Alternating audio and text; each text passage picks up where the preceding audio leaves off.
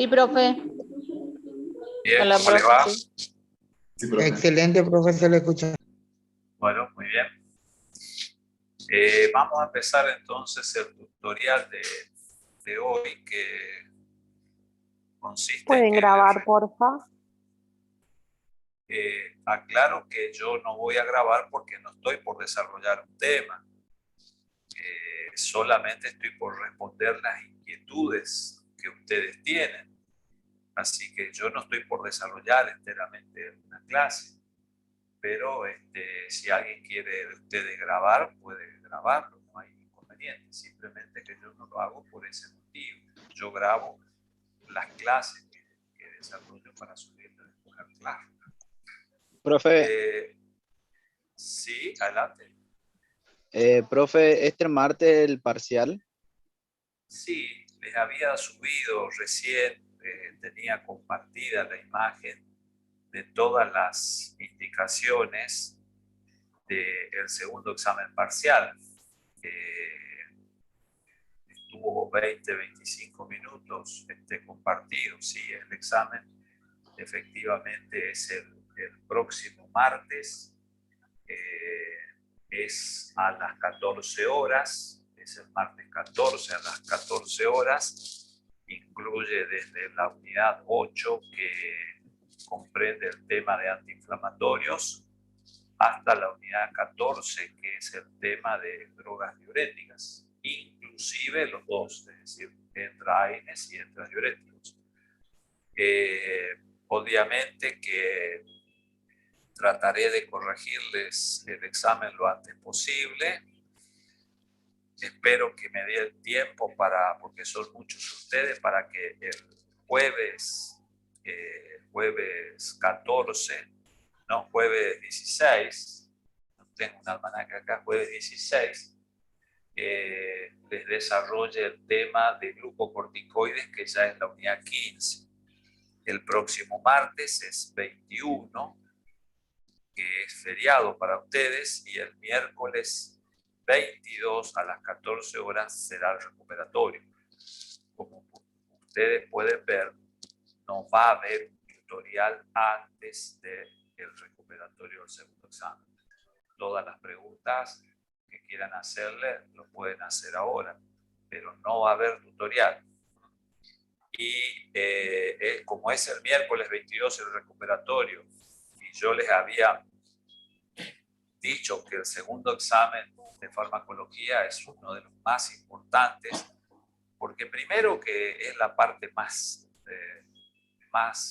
linda, hermosa de la materia, porque son las drogas que mayormente se usan. Y fundamentalmente para ustedes, debido a que quienes aprobaron el primer parcial, sea en el primer examen o en su recuperatorio, y aprueban ahora el segundo examen parcial, sea el martes próximo 14 o en el recuperatorio el miércoles 22, ya no tendrán la necesidad de rendir el tercer examen parcial de la materia, porque tendrán 2 de los 3 exámenes que se les piden. No quiere decir que sean regulares, porque también tendré que computarle la asistencia de los teóricos y de los prácticos. Esto es a través de los trabajos que ustedes me hacen. Quienes rinden y aprobaron los 2 primeros parciales y están al día con sus actividades teóricas y prácticas, prácticamente pueden considerarse que van a ser alumnos regulares. Hay muchas veces alumnos que han aprobado los 2 exámenes y quedan libres por falta, porque no envían a tiempo las cosas, así que les aviso. Y también es importante, como dije, el segundo examen parcial, porque les da una oportunidad a quienes fueron reprobados, tanto en el primero como en su recuperatorio. Al aprobar el segundo, tienen chances de rendir al tercero y regularizar la materia. Ahora, quienes salieron mal en el primero o en su recuperatorio y salen mal en el segundo o en su recuperatorio, su suerte ya está echada, son alumnos libres, por más que tengan el 100% de respuesta en las clases teóricas y en el envío de su trabajo práctico, porque el requisito de la materia es aprobar 2 de los 3 exámenes en cuanto al nivel de examen. Está claro. Por eso es que es importante este examen y siempre les digo que den una importancia fundamental. Por este motivo, dado que el miércoles 22 es el recuperatorio, y yo calculo que por lo menos 2 días me lleva, posiblemente en la próxima semana, a lo mejor si termino, les daré clase el viernes, y si no, le daré recién clase el martes, pero ya será la bolilla, la unidad 16, son 20 unidades, o sea que tenemos tiempo de sobra. En 3 semanas terminamos la materia y ya van a tener seguramente el tercer parcial, y después voy a hablar de los trabajos prácticos que veo que muchos quieren la devolución. ¿Está? Entonces, eso es el sentido de la materia. Segundo, otro aspecto que es importante, porque me envían mensajes al celular, a forma privada, el examen es de la misma manera, o sea, de la misma forma, tiene la misma modalidad en cuanto a preguntas, en cuanto al sistema, en cuanto a la obligatoriedad de que me manden el documento, que es la única forma que yo tengo de acreditar su identidad. Quien no me manda el documento, yo lo único que hago antes de mirar el examen, yo lo primero que miro es si está el documento. Si no está el documento, lo siento, porque son 2 veces en todo el año que se les pide, o 3 veces para los que rinden los 3 exámenes parciales, o en el final. O sea, no hay vuelta que darle. Entonces ya busquen el formato, porque después vienen los problemas. Porque, les repito, antes de mirar que contestaron, yo miro si está el documento o no está el documento. Si no está, no lo miro directamente, lo descargo. Así que ustedes ya saben eso y por favor cúmplanlo. Bueno, ¿alguna otra pregunta?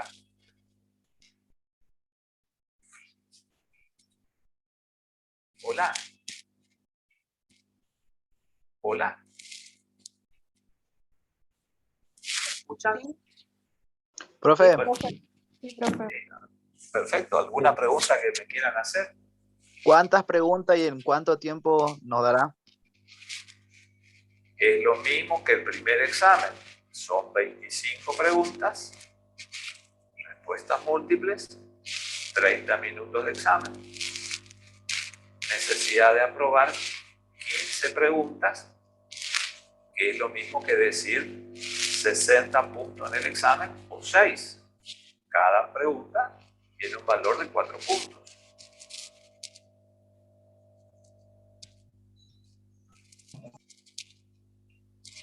Este sistema está hecho, para que ustedes se den cuenta, para que el alumno que necesita 15 preguntas sí tiene los 6.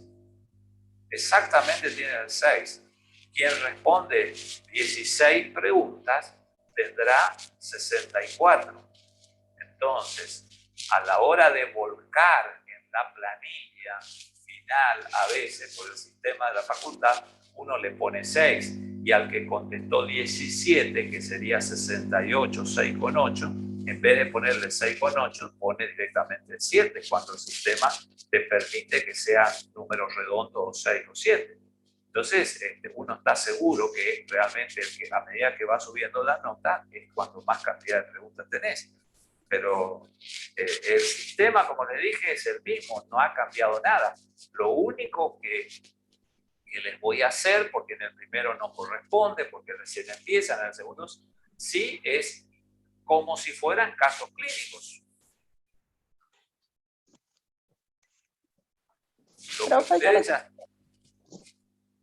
Sí. Yo le quiero hacer una consulta sobre el último trabajo práctico. Bueno. ¿Cómo mandó en formulario? ¿Cómo ponemos los 11 integrantes que somos? Y ahí donde dice apellido y nombre, tener el espacio suficiente porque está configurado con un párrafo y mandas todo con el número de documento abajo de varios. Pones el apellido, el nombre y un punto y o punto y coma como quieras, el nombre de todos ellos. Ah, bueno. ¿Y un solo integrante manda el trabajo?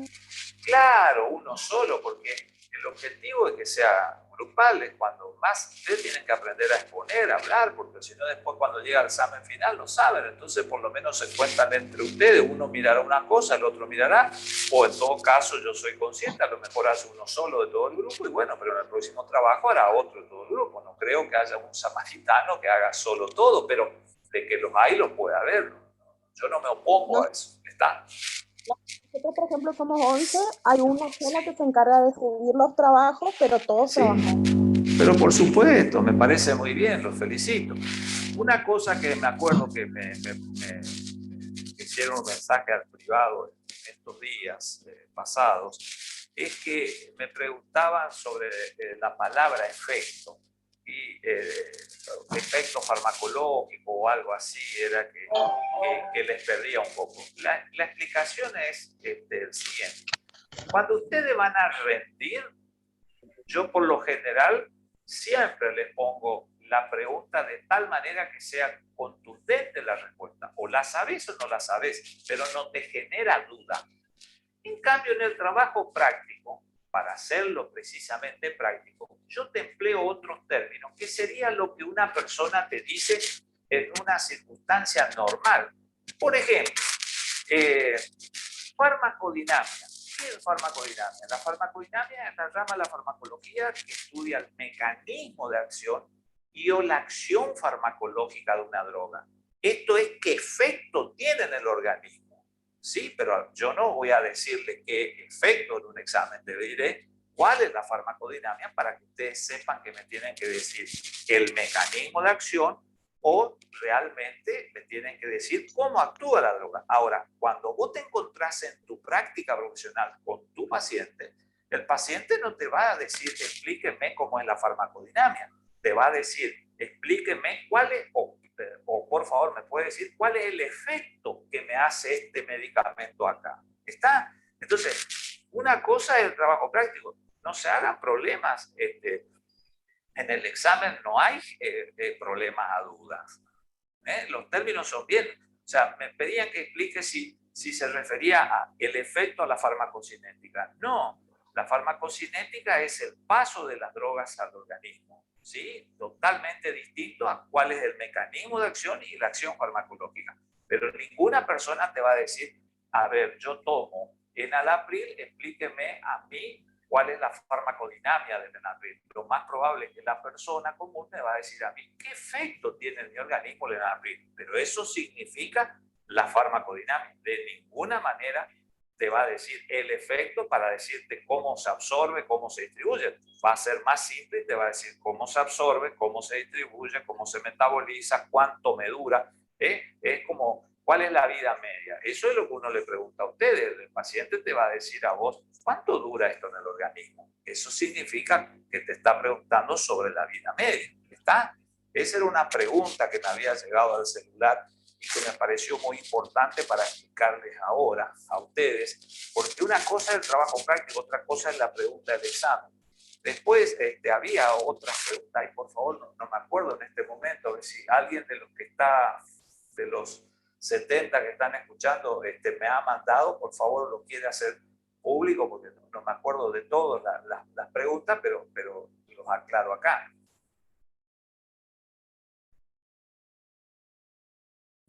Porque varios me mandan así al celular en privado preguntas. ¿Alguien me quiere preguntar otra cosa? Mientras alguien se anima a lo que me envió en privado a decirlo acá para explicarlo. Profesor, yo tengo una pregunta sobre las benzodiazepinas. Sí, benzodiazepina no entra en este examen. Olvidate las benzodiazepinas ahora. No entra en este examen. Fue del primer examen parcial. Benzodiazepinas no, entra de la unidad 7, que es antiinflamatorio. No estudies ese tema porque en este momento no te pregunto nada de eso. Es desde unidad 7. ¿Cómo? La unidad 7 de psicofármacos. No, desde mira, te puedo estar diciendo porque no tengo nada a mano, pero es desde antiinflamatorios, o sea, AINES, opiáceos, después viene, creo que vasodilatadores coronarios, drogas para la insuficiencia cardíaca, antihipertensivo, asma bronquial, anticoagulación, diuréticos. Esos son los temas, no sé si me olvido, porque no tengo nada acá a mano para poder mirar, pero es desde ese tema. Por eso les puse hace un ratito en compartir pantalla que entraba de ese tema hasta ese otro. No entra benzodiazepinas.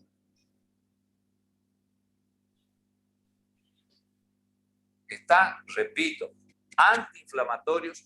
Ustedes rindieron benzodiazepinas y antipsicóticos en el primer examen parcial. La unidad siguiente es esa. Tendrán ustedes ahí a mano a lo mejor el programa de examen. Yo no lo tengo en este momento. Tendría que Sí, profesor. Y mirar. Lo que pasa es que mi pregunta de las benzodiazepinas estaba relacionada con la de los opiáceos, que sí viene en el examen. Opiáceos Sí, es el tema número 9. Entonces, sí. mi pregunta era exclusivamente sobre si los barbitúricos están considerados o solamente las benzodiazepinas son las que el medicamento viene con una Z, las que se consideran, o son todas las que vienen en la unidad 7. Era mi pregunta. A ver, verdad que estaba así nublado y escuché medio media. Tu pregunta es si todas las benzodiazepinas vienen con Z, con la palabra. Sí, o sea, si en el medicamento escrito tienen que tener una Z, o por ejemplo, un barbitúrico estaba en el número 7 y más sin embargo, según yo, está considerado benzodiazepina. Esa era mi pregunta solamente, profesor. Si No, todos los que venían en el 7 son benzodiazepinas o no. En el 7 vos te referías a la unidad. En la unidad 7, en la unidad 7. No. A ver, las unidades del programa de fármacos contienen varios grupos de fármacos. ¿Me explico? O sea, en la unidad puede haber varios otros temas. Por ejemplo, el que yo recuerdo es el último que vimos. La unidad 12 incluye patología del sistema respiratorio y en la misma unidad 12 incluye patología de fármacos sobre la coagulación sanguínea y trombosis. Por lo general, entra en la unidad de esas, yo no tengo presente acá porque no tengo nada, pero entran benzodiazepinas, entra barbitúricos y entran antipsicóticos. Son 3 grupos de drogas que están dentro de la misma unidad, pero no tienen nada que ver entre una de ellas. Son 3 grupos farmacológicos distintos, con 3 farmacocinéticas distintas, con 3 farmacodinámicas distintas. Pero no me quisiera extender a ello. Pues te digo, las benzodiazepinas actúan sobre el receptor de benzodiazepinas, son tranquilizantes menores y son agonistas del GABA. En cambio, las drogas antipsicóticas o tranquilizantes mayores o neurolépticos actúan sobre el receptor de la dopamina, más sobre el receptor de 2 que sobre el receptor de 3. Son antipsicóticos, su farmacocinética es totalmente distinta. Y si me preguntaba por los barbitúricos, actúan sobre el receptor de las benzodiazepinas, pero en un lugar distinto a donde actuaban las benzodiazepinas. Y su función es ser agonista del receptor GABA. Es decir, son 3 grupos de fármacos diferentes que son diferentes en todo, pero que están dentro de la misma unidad. Porque no se puede poner cada unidad un grupo especial, porque si no, en vez de tener 20 unidades, tendríamos que tener 30, 40 unidades. ¿Me explico? Hola. Ok. Era más que nada por las reacciones adversas de los opiáceos, profesor. Sí, esa era mi relación, claro, y como me quedé con esa duda, por eso preguntaba. Es importante en cuanto a las reacciones adversas de los opiáceos, porque las reacciones adversas de los opiáceos, que son muy importantes, que ustedes la recuerdan, se potencian ante la presencia de otras drogas. Si un paciente va a ser anestesiado y se va a usar remifentanilo, o se va a usar alfentanilo o sufentanilo, y está medicado en forma crónica y ha recibido una dosis de diazepam, hay una potenciación de la depresión cuando tome ambas drogas. ¿Por qué? Porque realmente va a potenciarse la acción depresora del sistema nervioso central. Por eso es que una de las reacciones adversas es fundamentalmente que a todos una reacción adversa es fundamentalmente la potenciación de todos, la depresión del sistema nervioso central. Esto es común cuando esto es algo muy práctico que les digo. Si ustedes están hablando de benzodiazepinas o si ustedes están hablando de analgésicos opiáceos, cuando uno le pregunta qué interacción farmacológica, bueno, si usa otra droga depresora, si estaba hablando de benzodiazepinas, le agregás opiáceo, y si estaba hablando de opiáceo, agregás benzodiazepina, vos decís que realmente allí se produce la potenciación de la depresión del sistema nervioso central. Muy buena la pregunta, si era por eso. Sí, profesor, y de hecho era también por la relación con los AINES, porque en los AINES usted había comentado que el AINE es para, por decirlo de alguna manera, la primera fase del dolor. Pero ya cuando necesitas un opiáceo es porque obviamente el dolor es más intenso y que en un momento dado sí se puede haber una combinación, pero si se está tomando con antipsicóticos o con hipnóticos o benzodiazepinas, eso entonces no se puede combinar, ¿verdad? No, a ver, si vos tenés un dolor leve, como puede ser, por ejemplo... Si se trata de un dolor crónico, profesor, un sí, dolor crónico, que una claro, persona tiene un dolor crónico de huesos, pero sin embargo está tomando tratamiento antipsicótico. mirá, el dolor, tanto agudo como crónico, significa tiempo de evolución. Ahora, por la intensidad del dolor puede ser leve, moderado o dolor grave. Es decir, un dolor crónico también puede ser leve. Un enfermo que tiene fibromialgia, que es una enfermedad en la que los canales del dolor están alterados, puede tenerlo leve, como puede ser moderado, puede ser grave. O sea que la primera aclaración es que no es porque sea agudo o porque sea crónico, uno va a ser agudo y el otro, uno va a ser leve y el otro va a ser intenso. Esa es la primera explicación. Segundo, cuando estamos ante el dolor, lo que vamos a hacer es fundamentalmente ver la intensidad del dolor. ¿Por qué? Porque el dolor es una sensación subjetiva, si bien no vemos el dolor o hay signos indirectos de ver el dolor, va a ser el dolor leve, moderado o grave. El dolor leve se trata con analgésicos de tipo antiinflamatorio no esteroideo, que son los AINES. El dolor cuando es moderado o cuando ya es grave, a veces el dolor moderado también se puede tratar con AINES, por lo general se refiere a los opiáceos. ¿Está? Entonces, la característica dependerá de qué tipo de manifestación es lo que tenemos. Hacemos referencia a los fines prácticos, a los fines didácticos, que un dolor oncológico se considera grave. ¿Por qué? Porque se acompaña de una destrucción. Por ejemplo, siempre decimos la metástasis, donde se destruye el hueso y, por ejemplo, si se destruye el pedículo de una vértebra, por allí salen las raíces nerviosas y se comprimen.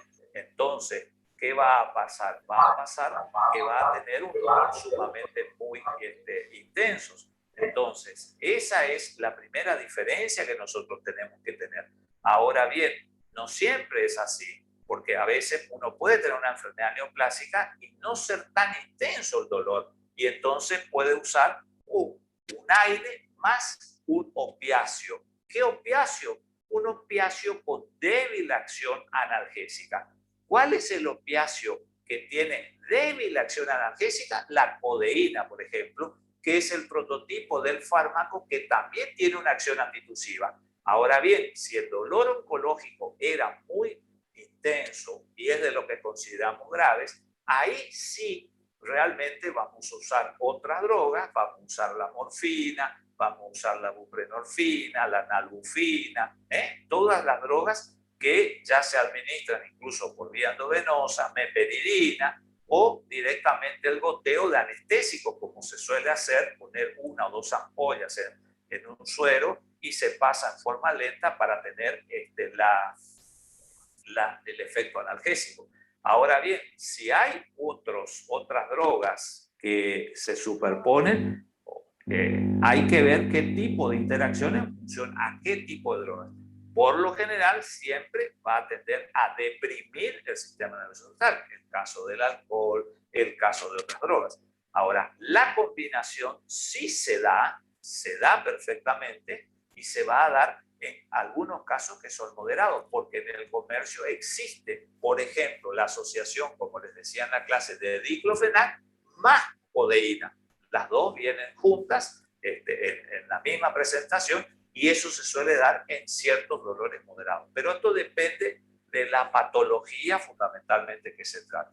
Yo no les voy a hacer preguntas así que puedan ser una interpretación u otra. Por ejemplo, yo ahí, si fuera algo relacionado a eso, digamos, le haría como un caso clínico, que sería lo mismo que les pregunte cuáles son las indicaciones, digamos, las indicaciones farmacológicas de una o de otra o de ambas, pero no le preguntaría nunca en el examen así algo que pueda salir para un lado o para el otro lado, no, de ninguna manera. Así que ahí tendría que ver bien las indicaciones y nada más. Por ejemplo, ya que estamos hablando de ese tema, te digo cómo yo te puedo preguntar en el examen. Por ejemplo, yo les puedo preguntar el caso de NN, que significa una persona masculina o femenina que tiene tantos años, para que ustedes se ubiquen el caso que está y que está recibiendo varios fármacos, por ejemplo. Varios fármacos están tomando. O puedo no preguntarte cuáles fármacos, pero te pregunto una situación de la vida real. Viene, se cae de una motocicleta y se produce una lesión en el tobillo. Por ejemplo, se produce una lesión en el tobillo y la consecuencia de lo que se produce en el tobillo es una tumefacción, o sea, una hinchazón del tobillo con el derrame articular que es con líquido. Y ahí yo te voy a preguntar fundamentalmente, por ejemplo, ¿qué drogas se podrían utilizar? Y te podré poner antiinflamatorios que sean más potentes o que sean menos potentes, o te podré poner, por ejemplo, que dentro de ese caso había un antecedente de patología digestiva, como una gastritis, una hemorragia, y te doy varias opciones. Te doy los AINES convencionales, los fármacos COXIF, los analgésicos opiáceos, y te doy las 5 oportunidades con nombre de un par de drogas. Por ejemplo, le daría codeína con tramadol, por un lado, le daría piroxicam o indometacina por el otro lado, yo pondría aspirina, ibuprofeno por el otro lado, pondría celecoxib y rofecoxib. En ese caso, la respuesta correcta sería el rofecoxib y el etoricoxib y el celecoxib, porque son inhibidores de la COX-2 y eso no hay en el tubo digestivo, motivo por el cual no son dañinas al tubo digestivo. Entonces, ese sería el fármaco. Ese caso que yo te digo clínicamente sería lo mismo que yo te pregunte a vos en el examen. Dígame cuáles son los fármacos inhibidores de la COX-2 y en qué lugar del organismo se encuentran. En vez de hacerte la pregunta así, te hago como un problema para que vos razones, interpretes el problema, pero la respuesta es fácil. ¿Me entienden? Esos son los casos clínicos que ustedes ya se están familiarizando y lo practican en el trabajo práctico. A ver, te doy otro ejemplo, ya que vos me estabas hablando de no sé quién es, pero que me estaba hablando de opiáceos. Por ejemplo, te doy un ejemplo. NN, ya más concreto el caso, NN masculino que tiene 50 años y que tiene varios fármacos que toma por distintas patologías. Y viene a la consulta porque tiene dolor de estómago, dolores abdominales difusos, tiene constipación, tiene somnolencia, tiene hipotensión y tiene dificultad visual, por ejemplo. Entonces, la pregunta del examen puede llegar a ser, por ejemplo, ¿qué droga le parece que es la más probable que esté recibiendo el paciente? ¿Está recibiendo tramadol? ¿Está recibiendo meperidina? ¿Está recibiendo una opción? Otra opción, está recibiendo paracetamol y codeína, que terminamos de decir. Otra opción puede ser, está tomando piroxicam y indometacina.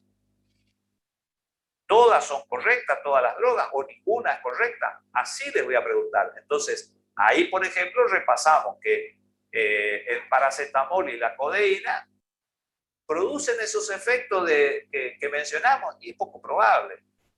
¿Producen efectos el piroxicam y la indometacina? Y sí, producen efectos sobre el tubo digestivo, pero somnolencia, hipotensión, ¿te produce el piroxicam? Y no, es poco probable. Dije, creo que los inhibidores de la COX-2, celecoxib y etorecoxib, ¿producen eso? No, eso no producen. ¿Todas son correctas? Dije como opción. No, no son todas correctas. Y bueno, ahí por descarte o de entrada te das cuenta que me estaba refiriendo a los opiáceos. ¿A cuál me estaba refiriendo? A lo que les dije, creo que meperidina, o nalbufina y al tramadol. Ese caso es exactamente lo mismo que si yo les hago una pregunta directa a ustedes, que es la pregunta: ¿cuáles son las reacciones adversas de los opiáceos? Me contestarían con el enunciado de lo que yo le pongo. ¿Me entienden? Es un problema de interpretación. Lo que pasa es que yo también fui alumno y por ahí yo digo tal cosa y bueno, ustedes van y miran. Entonces yo te hago la misma pregunta, pero te hago el enunciado de otra manera. Entonces ustedes tienen que interpretar lo que significa y ahí responder en la opción más evidente para ustedes. ¿Me entendieron eso? Hay así casos porque creo que es la forma más adecuada para ustedes, porque es farmacología basada en el razonamiento. ¿Alguna otra pregunta? Profesor, buenas tardes. Una pregunta. Sí. Con respecto al trabajo práctico que tenemos que presentar, Sí. hay una pregunta que quisiera sacarme de la duda. Sí, Soy sí. mi grupo, que es, dice la pregunta de, hay consideraciones especiales, dice, con respecto a la parafilina. Depende del sexo, edad y peso, dice. Claro, si hay consideraciones clínicas, ¿qué significa esto? Cuando vos abrís un prospecto, o sea, cuando abrís un prospecto, ¿qué decís? A ver, circunstancias especiales. ¿Qué produce en el anciano? ¿Qué produce en el niño? ¿Se puede dar en una mujer embarazada? ¿Se puede dar en la lactancia? ¿Se puede dar en una insuficiencia hepática? ¿Se puede dar en una insuficiencia renal? Eso es lo que vos lees en el prospecto. Entonces, por eso te digo, en el práctico te empleo términos que son los más comunes, como te va a decir a vos el paciente. Cuando vos estás en el hospital, doña Rosa, don Juan, te va a decir así como yo te dije en el práctico. No te va a decir como yo en la clase teórica: farmacocinética, farmacodinamia, reacciones adversas, interacciones farmacológicas. ¿Qué te va a decir el paciente? ¿Me puede hacer mal esto si yo tengo otra cosa y tomo otro medicamento? Yo a eso en la clase te digo interacciones farmacológicas. Y vos conmigo te vas a manejar como interacciones farmacológicas, ¿sí? En cambio, con el paciente te vas a ver de otra manera. ¿Me hace esta droga bien si tomo este otro? O en el caso que me preguntaba concretamente es: ¿puedo, si tengo una insuficiencia renal leve, si tengo una insuficiencia hepática, si soy anciano? ¿Por qué es importante si sos anciano? Porque ninguna droga se prueba en una persona mayor por ética. ninguna prueba se prueba en menos de los 18 años, por ética, porque está prohibido por convenciones internacionales. Ninguna droga se prueba durante el embarazo. Jamás se transpone lo que hace en el embarazo por los estudios en los animales de experimentación en 3 especies distintas. Por ahí sale la categoría del medicamento ante el embarazo que va a ser extrapolado al humano y que no siempre se relaciona con el humano. Eso es lo que significa en el trabajo práctico cuando yo te pregunto o te digo, ¿hay alguna circunstancia especial? ¿Qué es la forma que te preguntaría al paciente? Está, de todas maneras le digo, manden el práctico porque va a haber devolución después del práctico. En el práctico y en el cuestionario de asistencia a las clases teóricas no hay notas, hay presente o ausente. La nota es aquí en el examen parcial y obviamente en el examen final. ¿Está? Muchas gracias, profesor. De nada. ¿Alguna otra pregunta?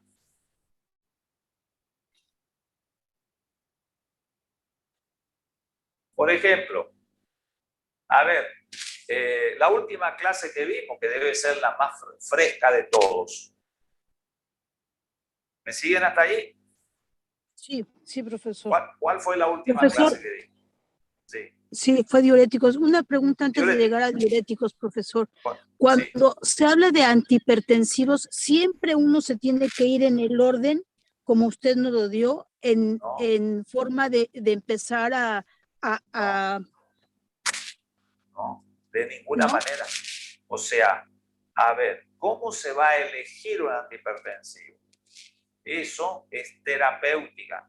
Nosotros damos farmacología. Hay una diferencia en terapéutica, ¿sí? Nosotros damos el título de una terapéutica. Hay una diferencia. Farmacología, yo significo que estudio todos los fármacos que hay para el tratamiento de esa patología. Es decir, los antihipertensivos, yo tengo que hablar fármacos usados para el tratamiento de hipertensión arterial o drogas usadas para el tratamiento de la presión arterial. Ahora, si yo tuviera una cátedra que sueño con tener algún día, optativa para quien quiera ser de estudiante de enfermería en el 3er año, optativa, terapéutica, farmacología como materia, ahí nosotros hablaríamos de cómo hacemos el tratamiento de la hipertensión arterial, depende de la categoría. ¿Por qué? Porque ya tenemos el conocimiento básico de cuáles son las drogas que se emplean. Ahí usamos lo que se llama guías de práctica clínica o casos especiales. Por ejemplo, si es una mujer en el embarazo, si es una hipertensión en el embarazo, yo no voy a utilizar diuréticos, no voy a utilizar enalapril, que me dicen las guías que puedo utilizar ante cualquier caso de hipertensión leve. ¿Por qué? Porque están contraindicadas y ahí la droga de elección es la alfa-metildopa. Entonces, tienen que recordar perfectamente que yo les doy un orden a la manera didáctica de dar un ejemplo. De ninguna manera se interpreta que ese es el orden que ustedes tienen que usar. O sea, yo les di por último, creo que es emergencia hipertensiva, si mal no recuerdo, el nitroprusiato de sodio, pero de ninguna manera significa que eso es lo último que voy a usar, porque el paciente puede venir con 240, con un edema de pulmón, es una emergencia hipertensiva y la primera vez que voy a usar, y a lo mejor él debuta con la hipertensión de esa manera y va a ser el nitroprusiato de sodio. Y era lo último que yo les desarrollé a ustedes. ¿Está? Entonces, de ninguna manera el orden significa que es la secuencia que ustedes tienen que seguir. ¿Está? Sí, creo que no me expliqué bien. Me refería a los prototipos, o sea, al prototipo de medicamento que tiene por cada una de las clasificaciones es el que sí debería de ser la primera opción, porque es prototipo. Sí, eso es otra cosa. A ver, fármacos prototipos significa el fármaco más utilizado. Número 1, el ejemplo del grupo. A ver, inhibidores de la enzima convertidora a angiotensina. El prototipo es el enalapril. Enalapril. Sí, vamos a usar el enalapril como primero. Ahora, ¿Fue el primero en enalapril? No. Los inhibidores de la ECA, que son los inhibidores de la enzima convertidora de angiotensina, que se desarrollaron aproximadamente en la década de 1970, tienen su origen del veneno de una víbora que hay en nuestra zona, que es del género otro, que es la yarará. Se veía en Brasil que a todos los pacientes que eran mordidos por una víbora, en vez de tener hipertensión arterial, les bajaba la presión. Entonces siempre un iluminado dijo, pero ¿no tendrá algo esto que significa que haga bajar la presión? Y empezaron a estudiar y se dieron cuenta que sí. La primera droga fue el captopril. Y el captopril se usó muchísimo, pero tenía muchas reacciones adversas. Entonces fue abandonado.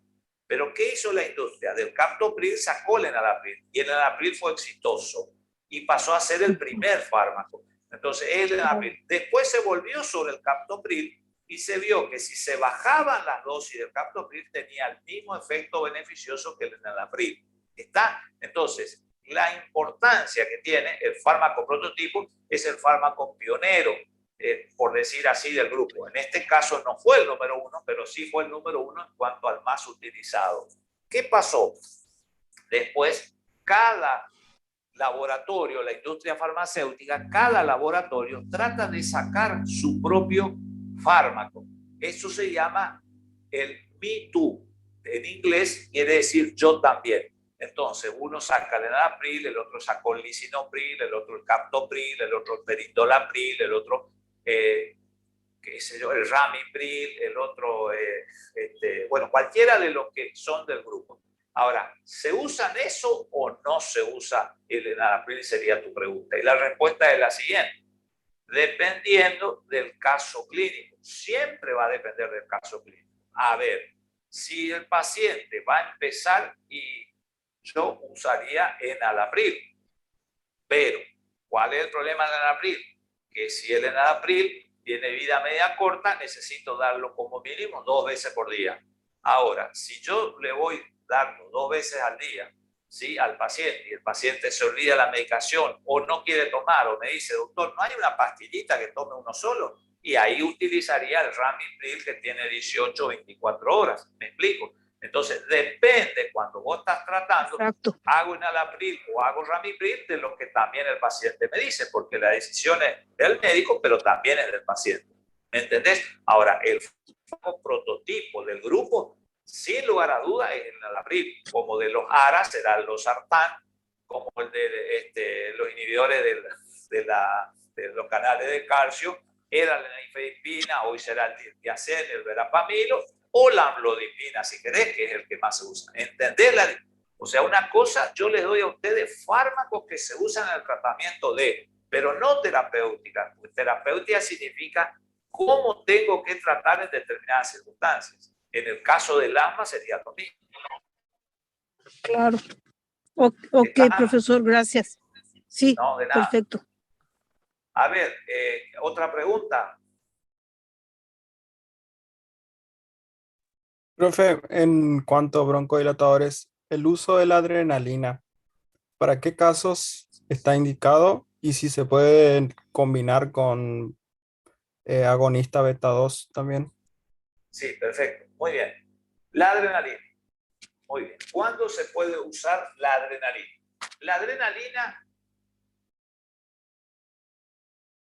La adrenalina no es un fármaco prototipo del grupo, ni es el fármaco de elección en un ataque de asma bronquial. ¿Por qué? La respuesta es por la farmacodinámica de la droga. El enalapril es un agonista de los receptores beta que están en el pulmón, pero dijimos que hay receptores beta 2 en el pulmón. Y también es un agonista de los receptores beta 1, y los beta 1 están en el pulmón, en el corazón. Entonces, en el pulmón, el beta 2 va a producir broncodilatación, porque estamos hablando de agonista, y la adrenalina es un agonista. En el corazón, como tiene beta 1, va a producir taquicardia. Y también es un agonista de los receptores alfa, que están en las paredes de los vasos. Va a producir constricción e hipertensión arterial. Entonces, si uno sabe que esa es la farmacodinámica de la adrenalina, la pregunta es, ¿Se justifica hacer de tratamiento de elección en el asma bronquial? Y no, porque el asma bronquial es una enfermedad inflamatoria de la vía aérea, es decir, es una enfermedad localizada. Entonces vamos a utilizar agonistas beta 2, por eso usamos el salbutamol, el clenbuterol, el formoterol, la terbutalina, etcétera, etcétera, como droga de primera elección. Ahora, ¿vamos a usar adrenalina del asma? Sí.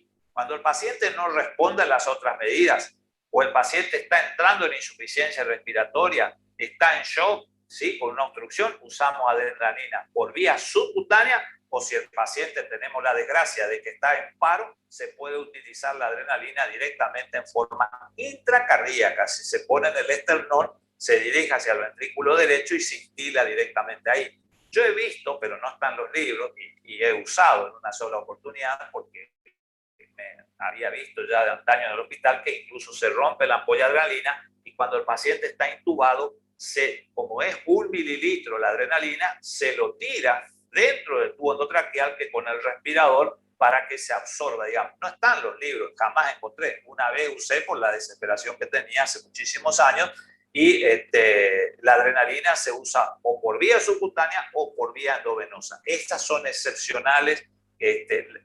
La vía por el tubo endotraqueal no va a encontrar escrito en ningún lado, pero te digo porque soy médico hospital y he hecho 20 años guardia y también he visto muchas cosas. Pero se usa en los estadios avanzados. ¿Por qué? Porque va a tener mucha hipertensión arterial, la presión se va arriba por las nubes, 180, 200, porque das una droga como la adrenalina que estimula el receptor alfa y encima la hipoxemia, la excitación que tiene la ansiedad por la hipoxemia también produce hipertensión. Por eso es peligroso usarla porque puede haber un accidente cerebrovascular hemorrágico, una crisis hipertensiva, o sea, el paciente entró con un asma y sale con un accidente cerebrovascular, es terrible. Entonces, la adrenalina es la última elección en el asma bronquial, jamás la primera, contraindicado por el mecanismo de acción como te expliqué. ¿Alguna duda o otra pregunta? Hola. Hola. Sí se le escucha, profe. Estamos pensando. Profe, en el chat tiene un mensaje de un compañero con una A pregunta. ver, en el chat, a ver, ¿qué dice? Cuando habla de interacción farmacológica, ¿a qué se refiere? A interacción farmacológica. ¿Qué es interacción farmacológica? No se lo escucha muy bien, dice como muy apagado la voz. Bueno, no puedo hacer nada al respecto. A la otra pregunta, cuando habla de interacción farmacológica, ¿a qué se refiere? Interacción farmacológica es la modificación del efecto de una droga por la acción de una segunda droga que se usa antes, en el mismo tiempo o después de la primera. Es decir, si yo estoy tomando un comprimido de aspirina todos los días como antiagregante plaquetario y después por hipertensión me agrega atenolol el médico, bueno, interacción farmacológica es la modificación que puede haber en una o en otra por la adición de ellas. Eso es interacción farmacológica.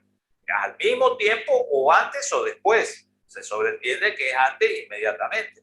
Interacción farmacológica es lo que ocurre cuando uno toma difenilidantoína y toma difenilidantoína y está tomando fenobarbital. Es decir, en el citocromo, que forma parte del metabolismo de esa droga, la fenitoína induce el metabolismo del citocromo. Entonces, si induce que esa enzima desaparezca, va a cambiar la acción terapéutica porque o va a disminuir o va a subir los niveles plasmáticos de la droga en sangre. Y si sube el nivel plasmático de la droga en sangre, voy a tener más toxicidad, motivo por el cual yo tengo que espaciar la dosis del fármaco. En vez de darle cada 8, le tengo que dar cada 12, o en vez de darle cada 12, le tengo que dar 24. Si por el contrario la interacción farmacológica hace que disminuya la concentración plasmática del fármaco, yo tengo que aumentar la dosis o tengo que aumentar la concentración de la droga, porque si no pierdo el efecto terapéutico. Fíjate que si estamos hablando en una epilepsia, la consecuencia es terrorífica, porque es la aparición de una convulsión que puede poner en peligro la vida del paciente. Eso es interacción farmacológica.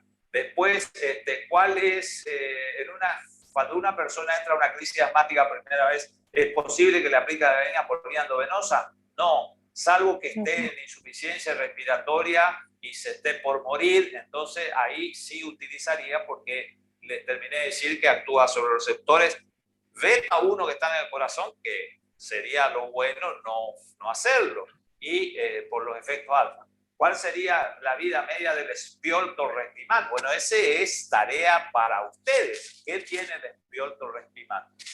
El espioltorrestimán tiene fundamentalmente beta 2 de acción ultra larga, motivo por el cual se dan una sola vez por día y la vida media es más de 40 horas, más o menos más de 40 horas. Hay algunos que llegan hasta 70 horas, motivo por el cual siempre se dan una sola vez por día, como a través de los inhaladores de polvo seco. Esa es la diferencia. Creo, si mal no recuerdo, que yo les había puesto en una diapositiva, creo que había una diapositiva de cuál era la vida media de los, ¿cómo es que se llama? De los beta bloqueantes, de los agonistas beta 2, quiero decir, no de los beta bloqueantes. Sí, beta bloqueantes no estamos hablando, y también había mucho de eso, puede haber preguntas de ese tema. ¿Qué le estaba diciendo? Preguntas de los beta 2 de acción ultra larga. Más o menos, para que ustedes tengan en claro, si la persona, que dice 45, si la persona llega ya a entrar en shock por falta de aire, ¿es aplicable adrenalina? Sí, es lo que le estaba diciendo, que es 45 horas. Ustedes escriben muy rápido, yo tengo que hacer un esfuerzo con mi ojo, no me puedo poner, pero te voy a contestar. De los beta 2 de acción ultra larga, que alguien me pedía por el espiolto, yo te doy el nombre de la droga. El vilanterol es de los 3 que tiene vida media un poco más corta, que es de 11 horas. El holodaterol tiene la vida media de 45 horas que figura ahí. Ese es el holodaterol. Y el indacaterol es de 40 a 50 y pico, 55, 56 horas. ¿Está? Ese es el tema de la vida media. Yo no me acuerdo si le hice en creo que hasta en una diapositiva estaba, que les dije que le podía servir de material para que ustedes usen para el trabajo práctico.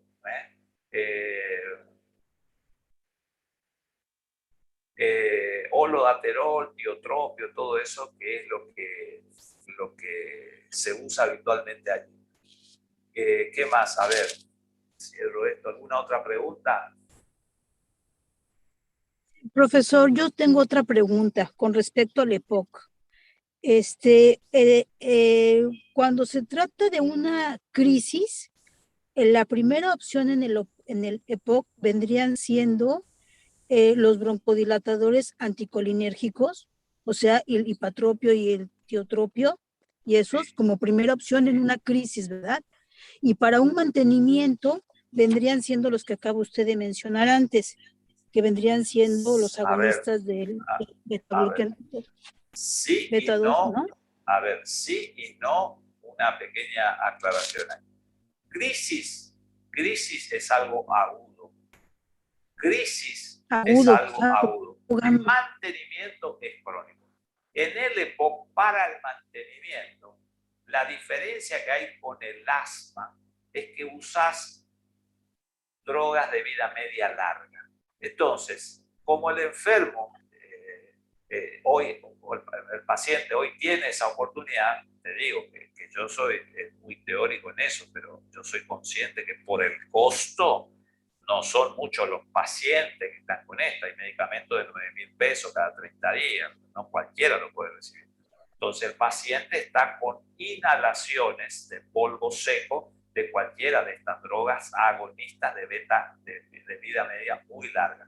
La combinación de cualquiera de los tres que les dije, el Vila, el Olo y el Indacaterol, con el umeclidinio y el glipopirrone, que son los de más vida media larga. En realidad, los fines prácticos están con salmeterol, que tiene vida media larga, pero no como eso, que es más corta, con fluticasona. Eso es la medicación que usa la gran mayoría de los pacientes.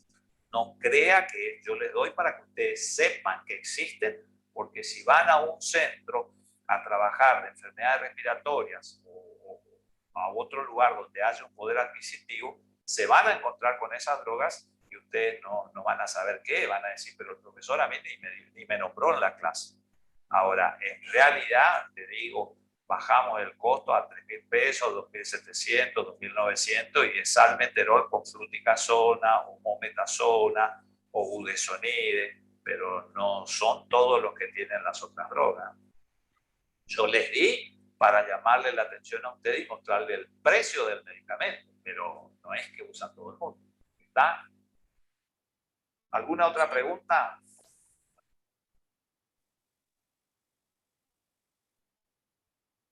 ¿Alguna otra pregunta?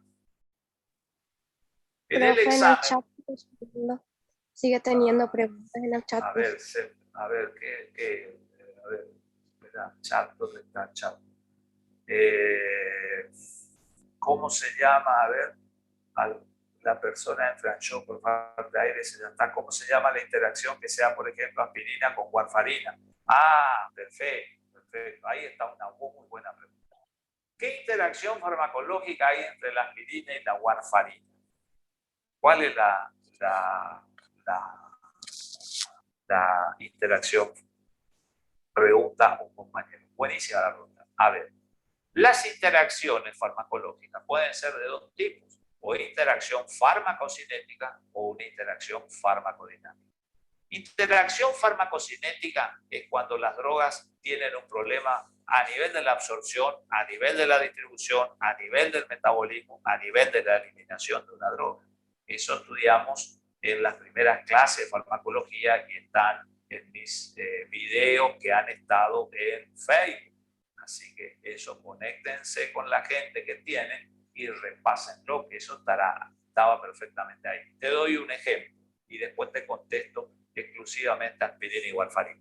Interacción a nivel de la absorción es cuando yo tengo, por ejemplo, que tengo indicado que tengo que tomar aspirina, que tiene un pH, que necesita un pH ácido en el estómago, pero al mismo tiempo el paciente está recibiendo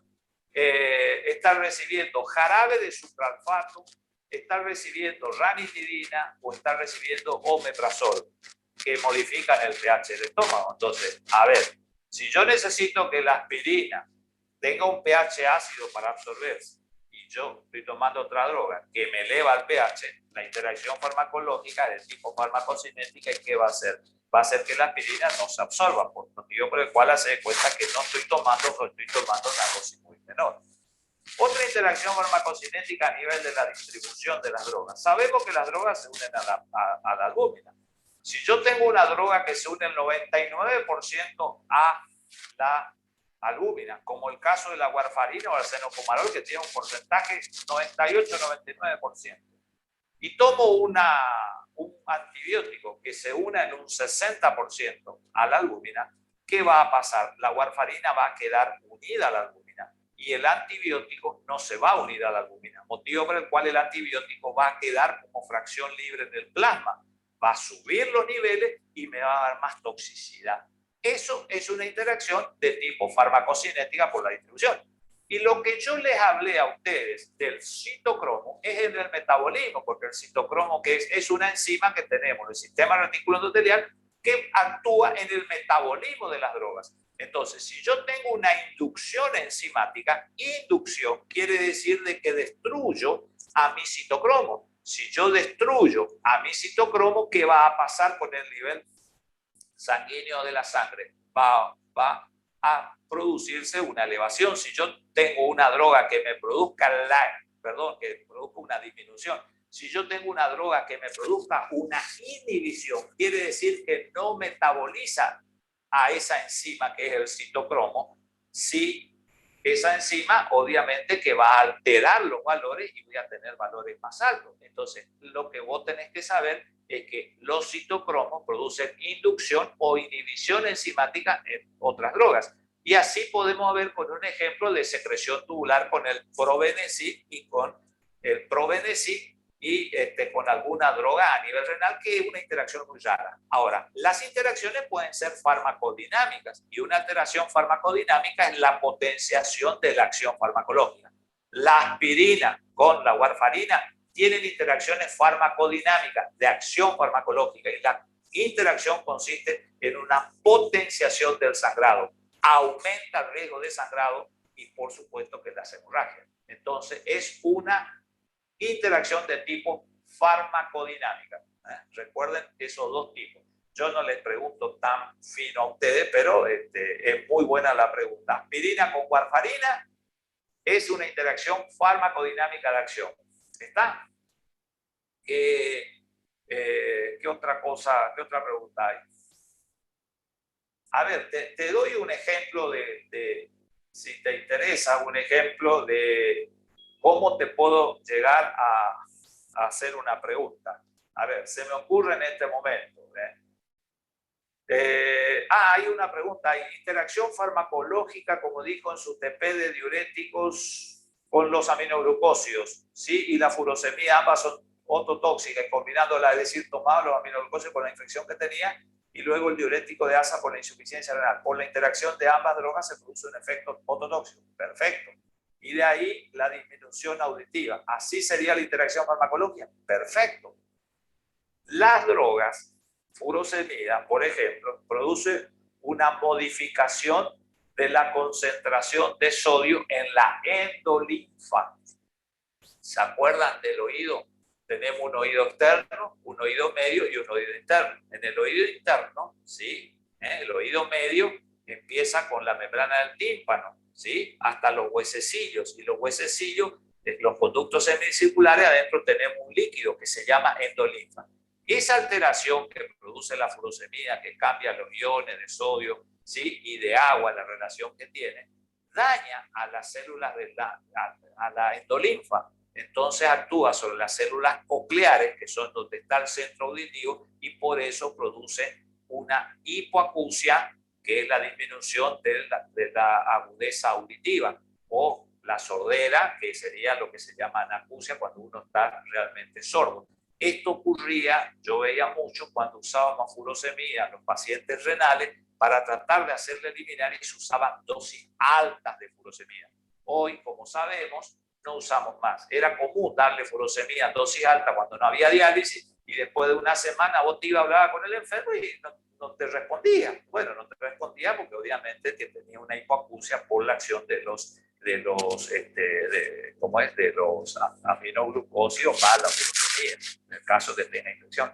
Por eso se evita la asociación de furosemida y de aminoglucósidos, se evita. Siempre hay que tratar de usar una droga que produzca un determinado efecto, pero no dos o más de ellas que produzcan efecto. A ver, se me ocurre, hablando de diuréticos, una de las últimas drogas que le hablé es del tolvaptan. Entonces, por ejemplo, yo te puedo llegar a hacer un ejercicio de cómo sería una pregunta, y te pregunto qué cuidados, por ejemplo, de enfermería vos podés tener cuando vos administrás tolvaptan durante un corto periodo de tiempo. ¿Sí? Por ejemplo, te pongo, qué sé yo, 15 días, 20 días. Y ahí sería lo mismo que si yo te pregunto cuáles son las reacciones adversas del tolvaptan. Porque yo les puse a ustedes que, por ejemplo, después de 30 días de tratamiento tiene hepatotoxicidad. Entonces, vos no me tendrías que responder diciendo que va a producir hepatotoxicidad, porque yo te estoy diciendo que se está usando el tolvaptan en 10 o en 20 días. ¿Me explico? Son formas de preguntar, o sea, no hago la pregunta directa porque si alguien tiene a mano la diapositiva, seguramente o el video van a ir a mirar y es fácil contestarme así. Entonces yo te hago razonadamente de otra manera el enunciado, pero es lo mismo. Exactamente, es lo mismo que si te digo en ese caso reacciones adversas. O te puedo, por ejemplo, decir de una forma de preguntar directo, es decir, a ver, todos los diuréticos producen hipocalemia, o te digo directamente cuál de los siguientes diuréticos no producen o producen, por ejemplo, no producen sería hipocalemia, o si te pongo producen sería hipercalemia. Y ahí te enumero 3, 4 diuréticos, por ejemplo, qué sé yo, clorothiazida, mannitol, tolvaptan, acetazolamida. ¿Entienden? Son dos formas de preguntar directamente. A ver, ¿alguna otra pregunta?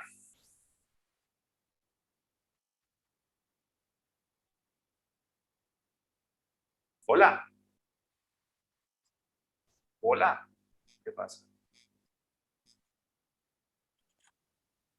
¿Alguna pregunta? Profe, Sí. ¿me escucha bien? Sí, yo te escucho perfecto. Ah, bueno, yo le dejé una pregunta en el chat. ¿Será que me la podría responder? A ver, chat, ¿cuál es la pregunta? Chat, ¿a qué te referías? A ver, ¿dónde está el chat acá? Sobre el desempeño que tienen los B2, exceptuando la broncodilatación. Le dejé la pregunta si quiere leerla mejor. Espera, a ver, ¿dónde está el chat? Porque estoy con el iPad, no con la computadora, y ahí se me complica. ¿Dónde está el chat? A ver, acá. Chatear. A ver, acá está el chat. Con respecto, acá, esta es con respecto al rol que desempeñan los receptores B2 que producen o provocan el organismo, exceptuando la broncodilatación. Bueno, nosotros, como te dije, usamos en forma básica los receptores B2 que están en el pulmón, pero la acción en el organismo depende del lugar donde estén los receptores. Si vos decías qué producen o provocan el organismo, y si está el beta 2 en el útero, nosotros utilizamos, como yo le expliqué en el primer parcial, para la amenaza de parto prematuro o para la amenaza de aborto. Entonces depende de qué beta 2 se esté utilizando. Nosotros acá, a los fines prácticos, solamente dimos de pulmón, pero por ejemplo la ritodrina, el Jutopar, si vos mirás la clase de simpáticos miméticos y de simpáticos líticos, ahí vos encontrás explicado lo que son el uso de los beta 2 para patologías obstétricas. No es el caso de lo que entra en el examen, pero eso es lo que hace el receptor beta 2 en el útero. Y también, si vos mirás la droga o mi video de simpáticos miméticos y simpáticos líticos, vos ves que beta 2 hay en el cuello de la vejiga, motivo por el cual muchas veces en la vejiga los receptores beta 2 tienen la acción relajante, ¿sí?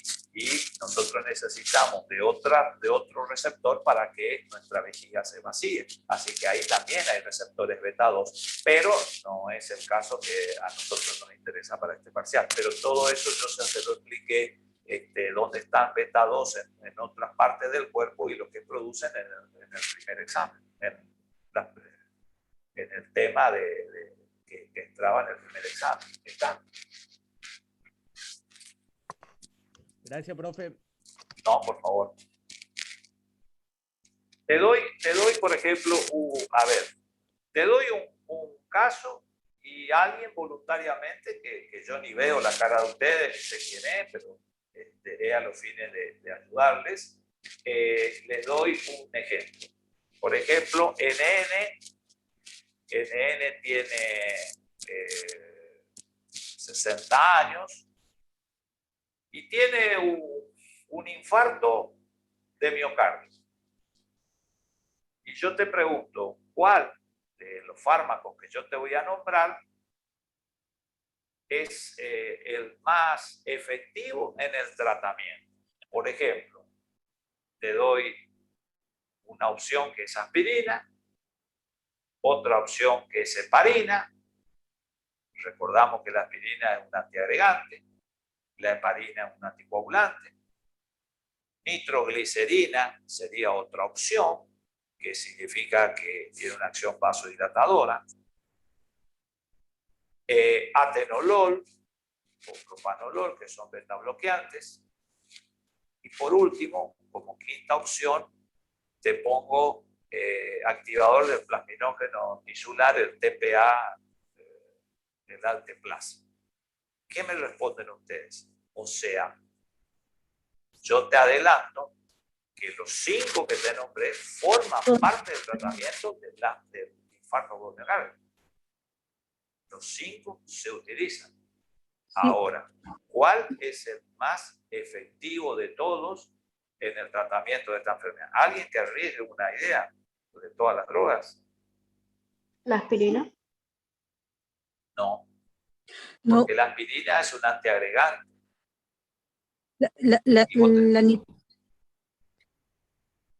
¿Cuál? la nitroglicerina, profesor, porque es la que es más directa con el corazón. Todas No. funcionan como tratamiento, pero yo creería que podría, o el atenolol o propanolol, que son los prototipos. No. A ver. La heparina. Con la No. farmacovigilancia. La heparina Queda subcutánea. una sola. No. Te voy a explicar. La aspirina es un antiagregante. Significa que yo trato de evitar que se sigan pegando las plaquetas al vaso lesionado donde está el colesterol y los triglicéridos. Es útil, pero no es la más importante. La heparina como anticoagulante significa que yo tengo que tratar de ese coágulo que se está formando, de evitarlo. Es un anticoagulante. Pero yo te pregunto, en el infarto, ¿el coágulo solamente tiene los glóbulos o tiene algo más? Tercero, la nitroglicerina es un vasodilatador coronario. Es muy útil porque aumenta el flujo sanguíneo. Entonces, es una droga que la voy a utilizar y que es útil. El atenolol es un beta bloqueante. Si por el estrés de sentir el dolor tengo 100 latidos por minuto y me dan atenolol y me baja a 60 latidos por minuto, es útil.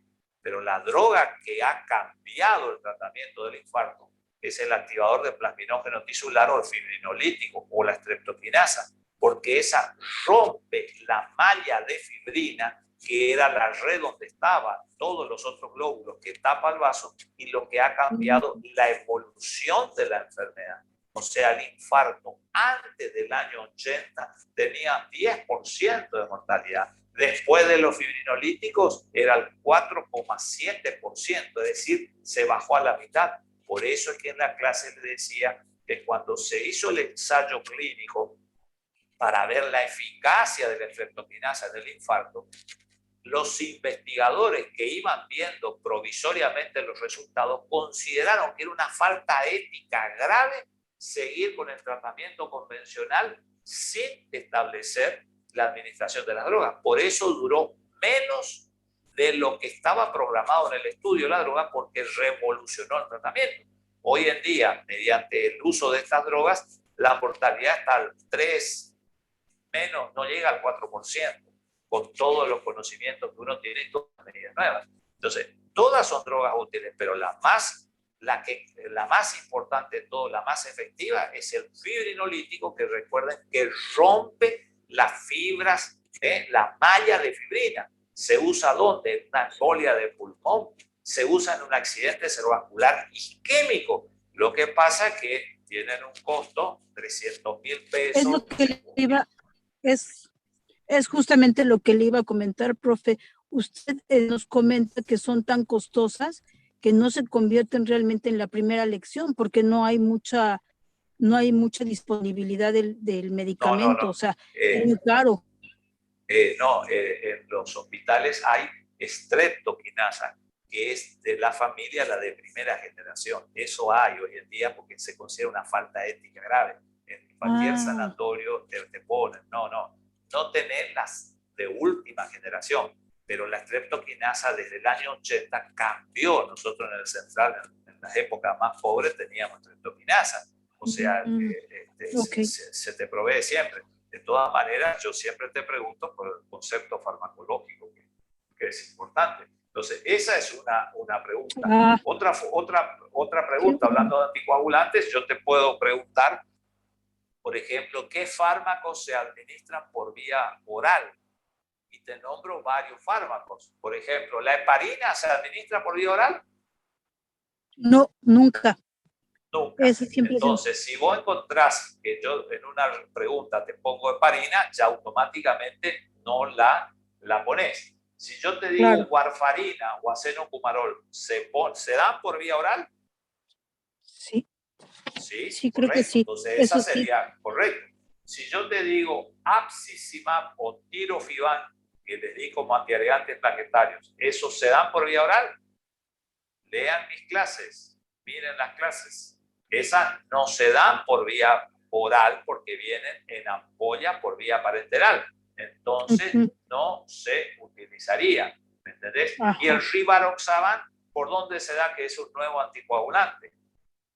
Yo le dije que estaba en todas las salas, se da por vía oral. ¿Y por qué se da? Porque a diferencia del rivaroxaban, del acenocumarol y de la warfarina, la warfarina y el acenocumarol necesitaban análisis clínico continuamente, ¿sí? Tiempo de coagulación, tiempo de sangría. El rivaroxaban actúa de una manera más específica y no es necesario hacer el control, motivo por el cual al paciente que se va ahí al interior vos le pones rivaroxaban porque viene a los 20, a los 30 días a control, mientras que si está con el acenocumarol y está con la warfarina, se tiene que hacer controles de laboratorio por lo menos 2 veces por semana. Entonces, eso es la diferencia que hay.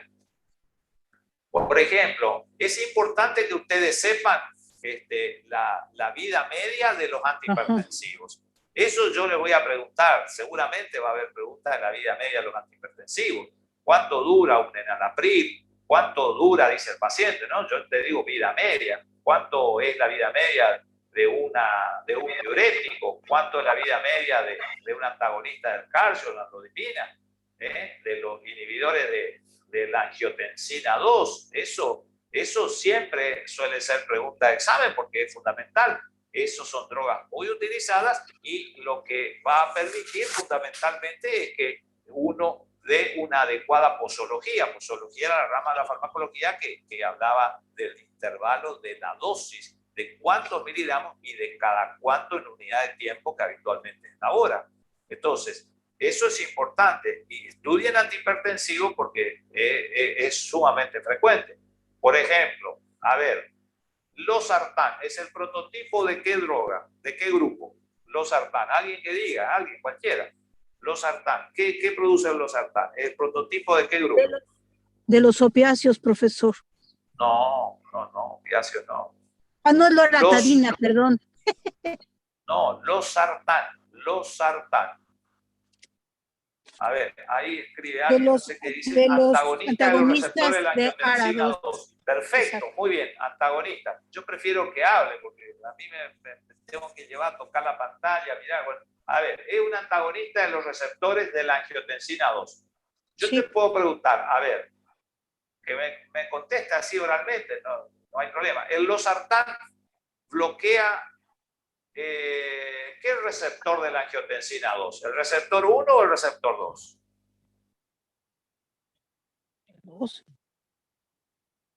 El AT1. Bloquea el receptor. Receptor es 1, profe. 1 para que no llegue al 2. El losartán bloquea la unión de la angiotensina a los receptores 2 del AT1 o bloquea la unión de los receptores R1 de la AT2. R1 de la AT2. No, profe. R1 de la AT2. Muy bien. Eso Mire, es algo muy común, porque uno habitualmente, si no tiene claro, no interpreta bien. Otra pregunta, ¿el losartán tiene vida media corta o larga? ¿Y el temisartán tiene vida media corta o larga? Es corta, ¿no? Porque es de dos horas. ¿Quién es corta? El losartán. El losartán. ¿Y el temisartán?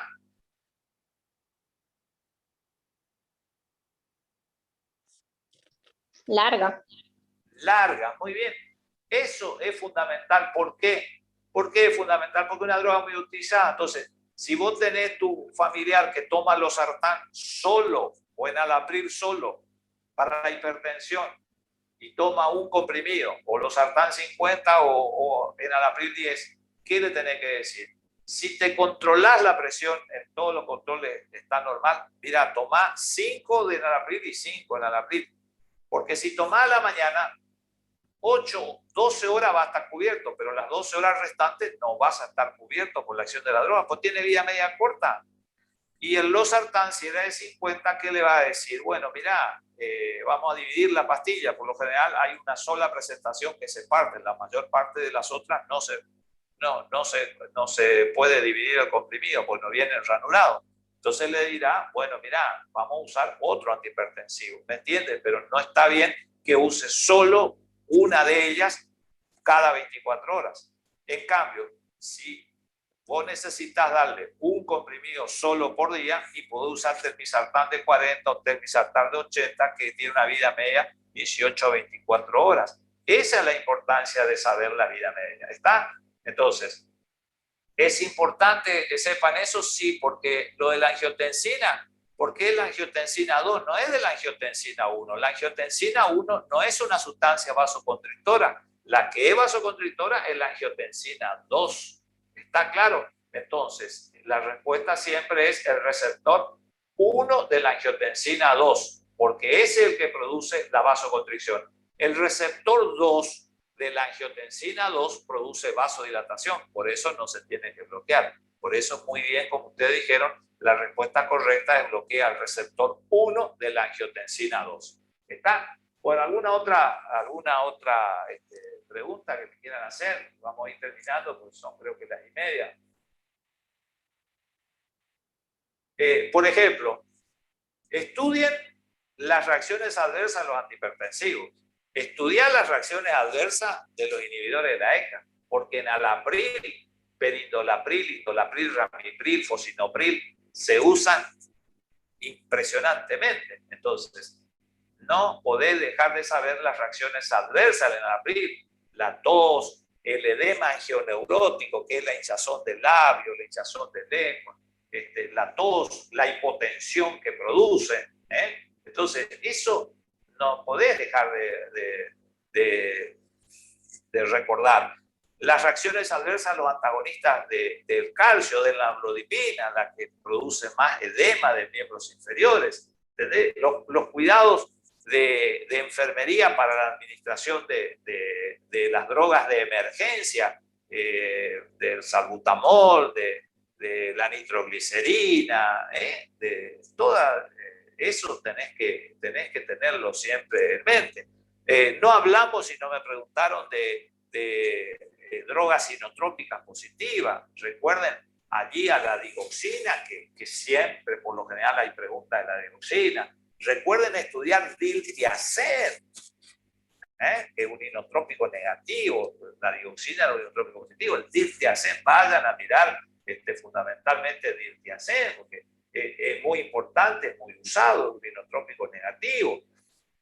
De los AINES, fíjense, los inhibidores de la COX-1 y los inhibidores de la COX-2 y las reacciones adversas, porque todo el mundo toma un antiinflamatorio. Hay algunos antiinflamatorios que son más poderosos como antiinflamatorios, hay otros que son más poderosos como analgésicos, es decir, para el dolor, el caso de ketorolac, hay otros que son más útiles y prácticamente exclusivos como antiagregantes, como el caso de la aspirina. Entonces, eso es importante que ustedes sepan. Las reacciones adversas de los opiáceos. Este es el parcial más lindo de farmacología porque es donde están las drogas más, más importantes, ¿no es cierto? Las drogas de uso más frecuente, así que son muy, muy importantes que sepan. Después, ¿qué otra cosa? A ver, corticoides por vía inhalatorio, el LAMA es muy frecuente. Las reacciones adversas que producen, yo hago mucho hincapié en reacciones adversas, en cuidado de enfermería, en los parciales y en los finales, sí, te bombardeo con farmacocinética, con farmacodinámica, porque en el parcial uno ayuda, el trabajo práctico uno ayuda, la asistencia al teórico uno ayuda, pero al final no hay nada, hay que saber la materia. Entonces, sí te digo que es importante que me estudies ahora reacciones adversas de los principales grupos de drogas que vimos y cuidado de enfermería que es fundamental. Después, ¿qué otra cosa? En fin, a ver, no sé, no me viene a la cabeza, pero es AINES, opiáceos, anticoagulantes, inotrópicos, vasodilatadores coronarios, antihipertensivos, asma, anticoagulación y diuréticos. Son esos 8 temas. Mucho. Es parejo, son la misma cantidad de unidades prácticamente en un examen otro, 7, 8 y lo que queda. Son 20 unidades más o menos hasta las 6 del primero, de las 7 a la 14 del segundo y la otra de la 15 a la 20. Bueno, De la 8, profesor, de la 8 a la 14. De la 8 a la Porque 14. Bueno, porque las 7 eran las benzodiazepinas. Sí, benzodiazepinas. O sea, yo no le puse el número para evitar confusión porque hay gente que por ahí tiene ¿cómo es que se llama? El programa viejo, ¿no es cierto? Pero el programa del 2019, que es el que está vigente, sí, ese es ¿cómo es? De analgésicos no esteroideos, que me dicen ustedes que es la 8, hasta, o después viene opiáceo, después de insuficiencia cardíaca, después de insuficiencia cardíaca di antihipertensivos, después cambié el orden y les di vasodilatadores coronarios porque venía el examen y era corto el tema, y después desarrollé la broncodilatación y anticoagulante, que era la 12, que esa me acuerdo, y después la última que es diurético, o sea que son esos exámenes. A ver, no sé, ¿alguna otra pregunta? Profe, para lo que tengan tratamientos con diuréticos de asa, ¿es obligatorio que, por ejemplo, tomen suplementos de potasio? Porque una de las reacciones adversas es la hipocalemia. La hipocalemia, sí, exactamente. A ver, yo les dije a ustedes en el teórico que antes, cuando no había, o sea, siempre se supo, porque los diuréticos están en el mercado de 1930, 1940. O sea, que yo era jovencito, aprendíamos y usábamos diuréticos, no había tantas drogas, ¿sí? Ahora, ¿qué pasa? Vos sabías que producía hipocalemia, entonces le trataba con suplementos de potasio, que son las sales de potasio por vía oral. ¿Qué se veía? Que es lo que yo le decía en la clase. Que cuando no había sistema de residencia, ni médico, ni enfermero, en el viejo hospital, el médico venía cuando no éramos muchos los médicos y ponía la indicación, una ampolla de furosemida en los tubos cada 6 horas. Terminaba su guardia y se iba. Podría haber pasado las 4 si entró a las 6 de la mañana, cosa que es difícil. Entraba a las 8, a las 9, por lo menos veía 2 o 3 ampollas. Al otro día el médico no renovaba las indicaciones, el enfermero le seguía haciendo. Por supuesto que el paciente evolucionaba favorablemente, quedaba sin edemas, y al tercer o quinto día el paciente iba y murió y nadie sabía qué. Eso es lo que pasaba antes, cuando no había tantos médicos. Se sabía, pero si uno no le agregaba suplemento de potasio, una cucharada de suplemento de potasio, Caon, el nombre comercial más común, una cucharada sopera cada 8 horas, ¿entendés? El paciente moría de la hipocalemia, hacía una arritmia, sí, una muerte súbita. Cuando se iba ya a la casa, caía muerto habitualmente. Entonces, yo pregunto, ¿es necesario darle? A ver, si vos sabés que va a producir, podés darle, pero si vos vas a controlarle al paciente adecuadamente y recibe furosemida, y mañana le voy a pedir un ionograma para ver su sodio y su potasio en la sangre, le voy a pedir al tercer día y puedo darme el lujo de no darle, pero yo sé que le voy a agregar si le hago. El problema es cuando no había ionograma en los hospitales como antes, determinar el sodio y el potasio era algo costoso, que no había en todos lados, y uno se olvidaba de darle. En ese caso sí era obligatorio ponerle suplemento de potasio porque vos no tenías la oportunidad. Pero hoy vos te vas a cualquier hospital, a cualquier sanatorio, y lo primero que hacen es cuando entras ya te piden un sodio y un potasio. Entonces no es lo mismo hoy que antes, ¿está? Entonces la respuesta es si le doy o no, y depende. Yo sé que tengo que darle, pero no es obligatorio que le dé si yo le voy a pedir la determinación y le voy a corregir. ¿Por qué? Porque si está internado, hoy para evitar eso se dice en la hidratación, que lleva, por ejemplo, un frasco de dextrosa o un frasco de solución fisiológica a 28 gotas, es decir, 4 frascos en el día, yo puedo poner más 20 centímetros cúbicos de cloruro de potasio en cada frasco. Entonces le doy furosemida porque yo le estoy aportando potasio en vez de darle por boca. ¿Está? Le doy potasio en la vena. ¿Cuál es el problema del potasio? Que produce flebitis? No puedo pasar de 20 mil equivalentes por frasco porque produzco flebitis. Si quiero darle más para corregir la hipocalemia, tengo que hacer una vía central. Pero yo no les enseño eso porque es muy específico, no viene al caso para farmacología general que ustedes tienen que saber. ¿Está? Bueno, ¿qué más? Profesor, yo tengo una duda, qué bueno que hablan de eso. Cuando usted habló de la vitamina K, que se tenía que tener mucho cuidado con la dieta, creo que entendí que si la persona está comiendo mucha hoja verde, que entonces se tenía que aumentar la dosis de la vitamina K o reducir.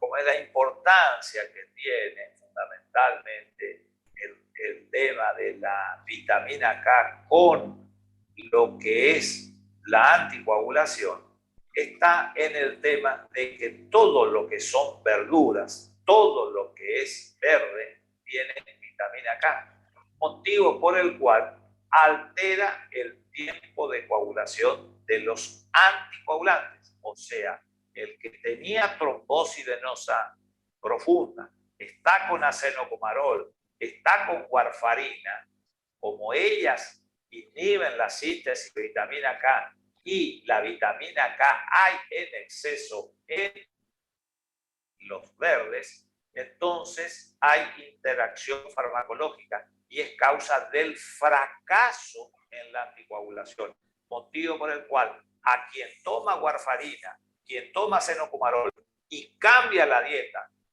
por ejemplo, para adelgazar y come mucho verde, seguramente se pierde el valor útil de anticoagulación y hay que aumentar la dosis de Cintrón, aumentar la dosis de warfarina para lograr nuevamente el tiempo útil de anticoagulación. Ahora sí, perfecto. Gracias. ¿Ah? No, por favor. Bueno, 3 preguntas más y cortamos. Porque,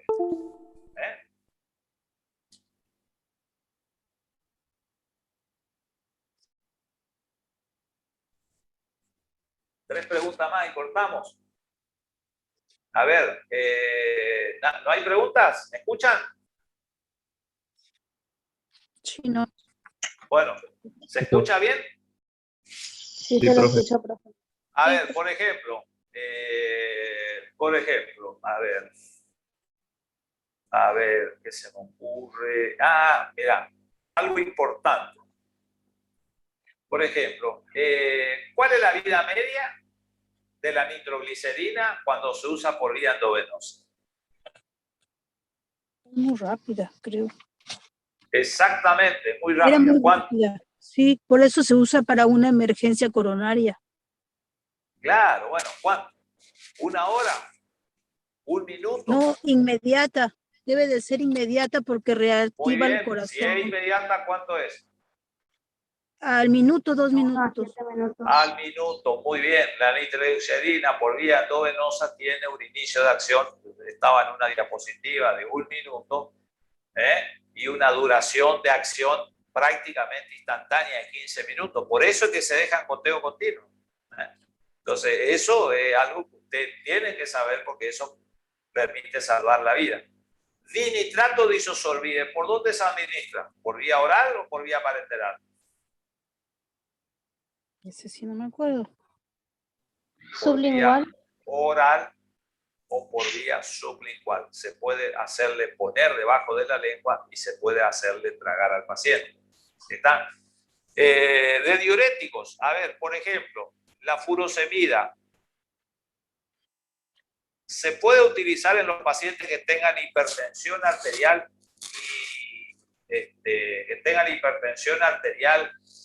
e insuficiencia renal.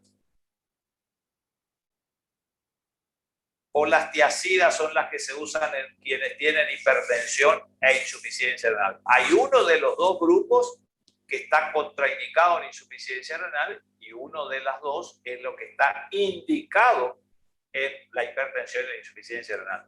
Miren eso porque es muy importante. No le voy a decir. Miren eso porque es muy importante. Sí. A ver. Están quedando poco ya acá, 40 y pico me marca la máquina que están. Bueno, a ver, otra cosa. Bueno, ya le dije que diuréticos, por ejemplo, no pueden producir hipocalemia y que diuréticos sí pueden producir hipercalemia. Eso es fundamental porque muchas veces la vida de una persona se cambia por eso. Uno sigue viviendo y el otro se fue de este punto, ¿no? Por un cuidado de eso. Los diuréticos, recuerden bien los grupos de diuréticos que actúan en cada lado. Por ejemplo, los que actúan sobre el túbulo contorneado proximal, cuáles son los que actúan sobre el túbulo contorneado distal, cuáles son los que actúan sobre el asa de Henle. Todo eso es muy importante que ustedes lo sepan. De anticoagulación, bueno, ya hablamos. La digoxina, acuérdense que la digoxina es una droga que tiene 200 años, pero se sigue usando porque es una droga muy barata, así que es importante que ustedes lo sepan. Y de beta bloqueante no hablamos nada. Por ejemplo, si yo les digo a ustedes que están en un control de enfermería, le tomaron el pulso al paciente y le encontraron que tenía bradicardia.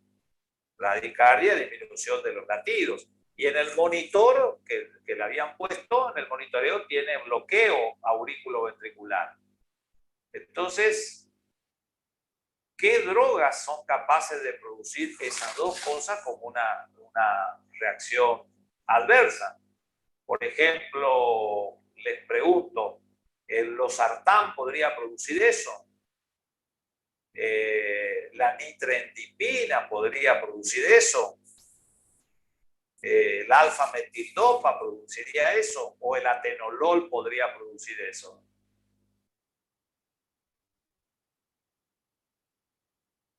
A producir es el atenolol, profesor. Perfecto, porque es una droga que tiene que producir bradicardia e hipotensión arterial.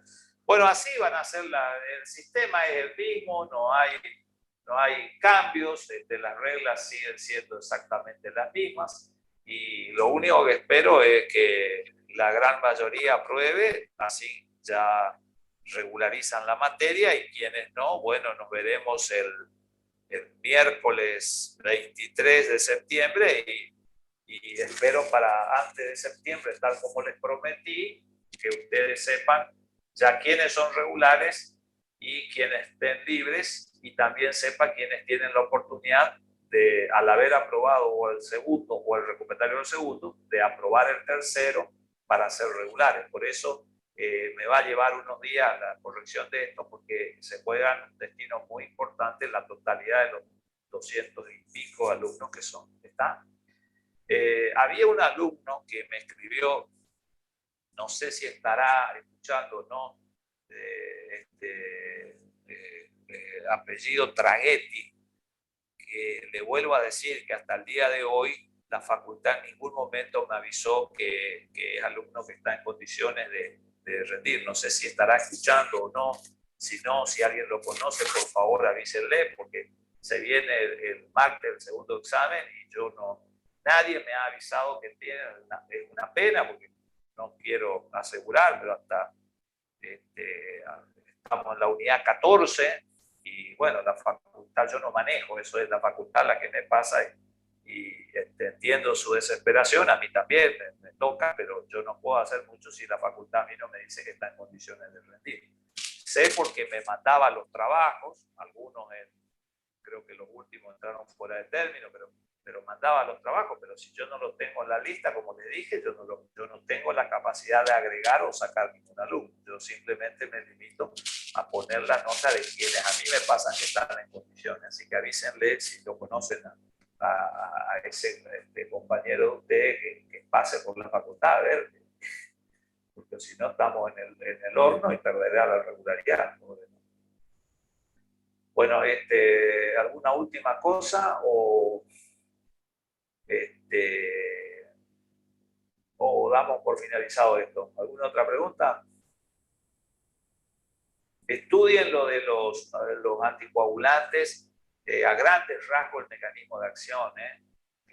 Los anticoagulantes orales son la vitamina K, la heparina sobre la antitrombina 3, la heparina sobre la antitrombina 3, el rivaroxaban, que actúa sobre el factor 10, la aspirina, que inhibe la síntesis del tromboxano y de la prostaglandina. Así a grandes rasgos las cosas. No soy tan fino en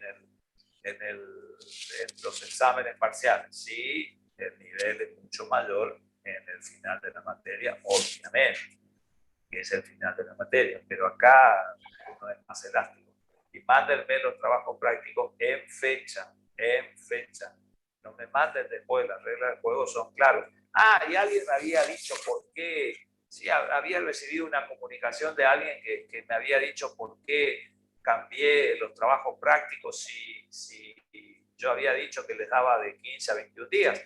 Yo expliqué en la clase, se ve que no estaba el alumno que me escribió al privado, porque yo expliqué en la clase que el motivo por el que les puse a diuréticos y anticoagulantes como fecha tope el 13, 20 y 59 es porque entran en este examen. ¿De qué sentido tiene que yo les ponga un trabajo práctico de diurético que venza el 30 de septiembre? Si ustedes ya rindieron y se jugaron la regularidad de la materia, a lo mejor, o quedaron libres por un trabajo práctico fuera de tiempo. Entonces, esa es la excepción. Nada más que por ese motivo, porque les viene bien repasar, pero era porque coincidía con el segundo examen. Yo lo había dicho en la clase teórica, se ve que no tuvo, o se perdió, o no se escuchó en ese momento. Bueno, una última pregunta y nos cortamos.